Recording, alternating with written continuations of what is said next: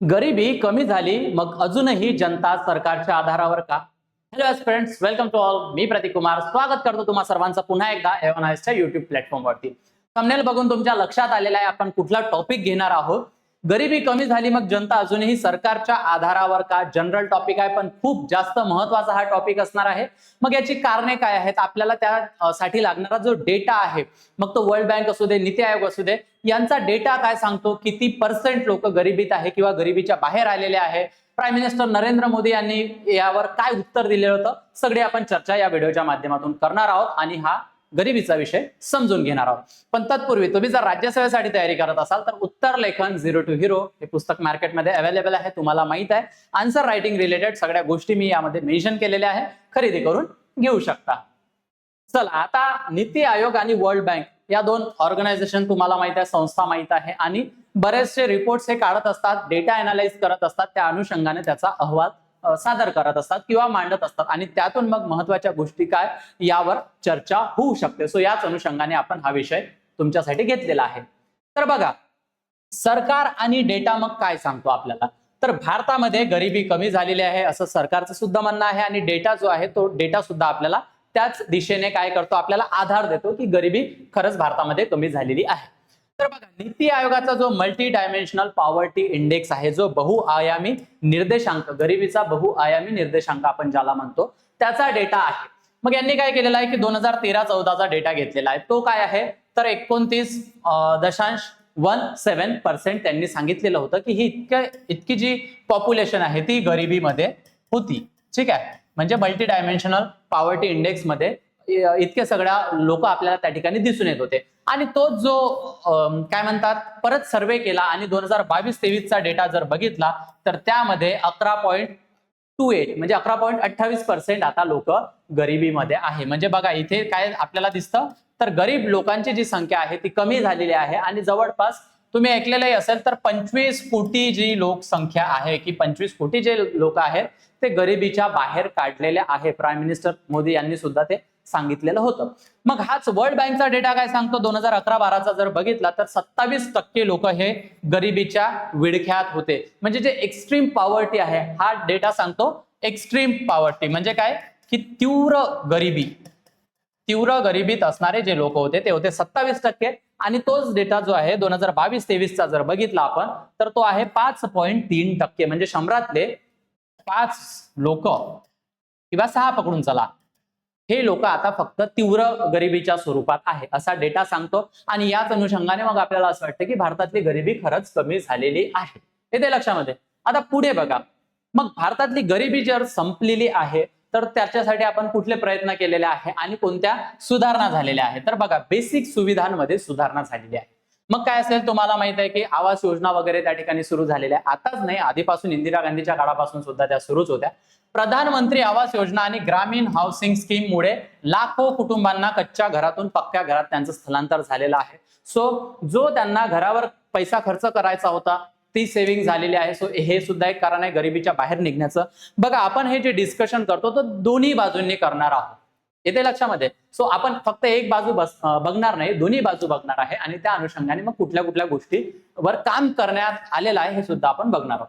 दुसरं काय की वीज आहे. मग सौभाग्य आणि ग्रामीण विद्युतीकरण योजनामुळे जे पूर्वी अंधारात असलेली गावं होते तेही आता उजेडाखाली आलेले आहेत. त्या गावात सुद्धा उजेड पसरलेला आहे. या गोष्टी तर आपल्याला मान्य कराव्या लागेल.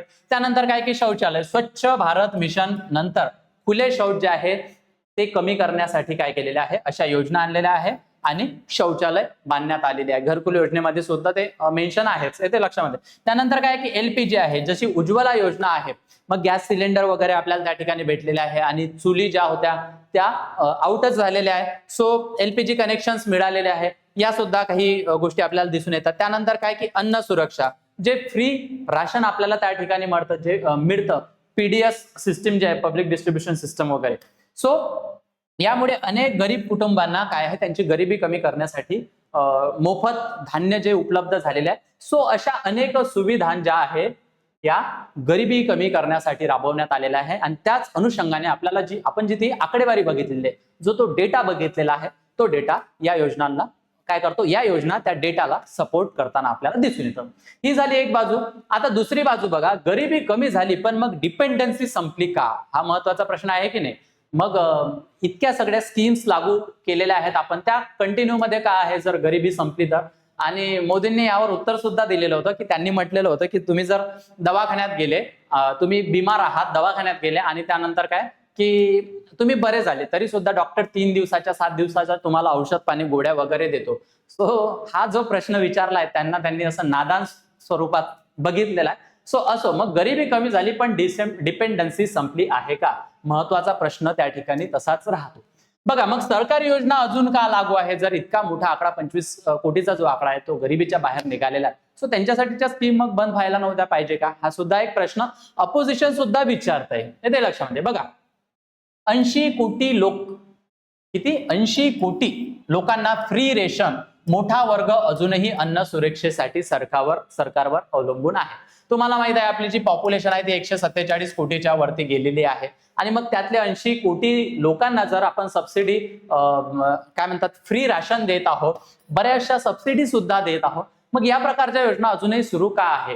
हे जर 80 कोटी लोक गरिबीच्या बाहेर गेले असेल तर तरीही ते अन्न म्हणजे काय म्हणतात स्वतःसाठी अन्न जर तयार करू शकत नसतील आणि मग फ्री राशन द्यावं लागत असेल. सो हा सुद्धा एक प्रश्न आहे. त्यानंतर MG नरेगा वगैरे आहे, आता याचं नाव सुद्धा हे सुद्धा रिप्लेस तुम्हाला माहित आहे VG रामजी आहे ना, VBG रामजी वाला जे बिल मांडण्यात आलेलं होतं. बघा यामध्ये काय की लाखो कुटुंब अवलंबून असतात, ग्रामीण भागात रोजगाराअभावी लोकांना सरकारी मजुरी आणि अशा अनेक योजनांचा जो आहे तो लाभ घ्यावा लागत असतो. 100 दिवसाचं काम तुम्हाला माहित आहे, आता ते 125 दिवस करण्यात वगैरे येणार आहे.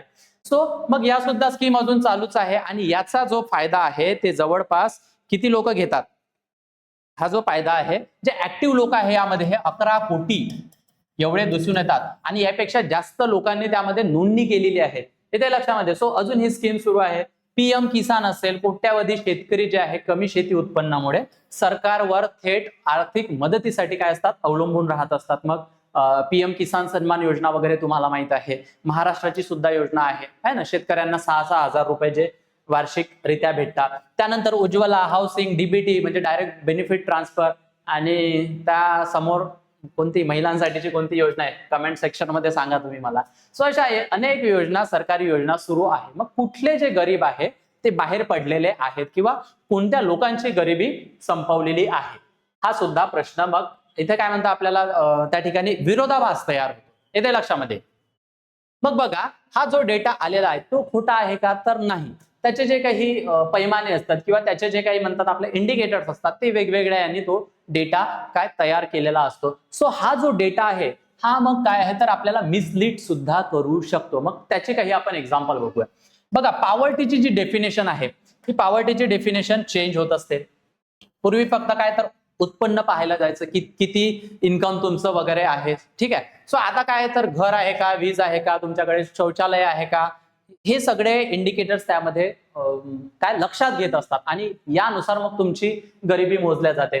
दुसरं काय तर बेसिक सुविधा म्हणजे तुमचं आर्थिक स्थैर्य का, मग तुम्हाला योजना मिळालेली आहे, तुम्हाला घरकुल मिळालेलं आहे, वीज मिळालेली आहे, गॅस मिळालेला आहे, पण तुम्ही आर्थिकरित्या स्थैर्य झालेले आहे का, येते लक्षामध्ये. सो असं होत नाही. म्हणून घर आणि LPG असलं तरी स्टेबल इन्कम असेलच असं नाही, ठीक आहे. गॅस तर तुमच्याकडे आहे पण त्यामध्ये भांडे तुमच्याकडे आहे पण त्यामध्ये अन्न शिजवण्यासाठी, इथे लक्षात. चला अन्न पण सरकारने दिलेलं आहे, राशन पण तुम्हाला दिलेलं आहे, पण गॅसची ज्या किमती आहेत त्या किती 900हून अधिक त्या ठिकाणी आपल्याला दिसून येतात. सो यासाठी तर तुम्हाला पैसे लागतील ना, येते लक्षामध्ये. त्यानंतर काय की ऍव्हरेज रियालिटी लपवते. ऍव्हरेज रियालिटी काय, काही राज्यांची प्रगती झालेली असते पण ते काय होतं डेटा असा प्रेझेंट होतो की संपूर्ण देशाची गरिबी हटलेली आहे आणि मग अनेक भाग अजूनही त्यामध्ये मागे राहिलेले आपल्याला दिसतात, ते दुर्लक्षित झालेले दिसतात. मग बिहार असू दे किंवा झारखंड वगैरे यासारखी स्टेट असू दे त्यामध्ये अजूनही मोठ्या प्रमाणात गरिबी आपल्याला पाहायला मिळते, ठीक आहे. त्यानंतर काय सरकारी मदत पॉवर्टी कमी दाखवते, जी सरकारी मदत येते. फ्री रेशनमुळे उपासमार कमी दिसते पण लोक सेल्फ डिपेंडंट झाले असेलच असं नाही, हा सुद्धा एक मिसलीड करणारा डेटा ठरू शकतो. त्यानंतर काय रोजगाराची गुणवत्ता मोजली जात नाही. बघा काम असलं तरी तुमची सॅलरी कमी, तुमचा जॉब इनसिक्युअर राहतो आणि तुमच्या ज्या सेव्हिंग्स आहे त्यावर सुद्धा काय आपल्याला तफावत दिसूनच येते. जॉब जरी असला तरी आपल्या सेव्हिंग राहत नाही. जर एखादा रिक्षा चालवणारा माणूस असला मग तो दिवसभर उन्हात उभा राहतो आणि मग त्याला फक्त 2 तास काम भेटतं.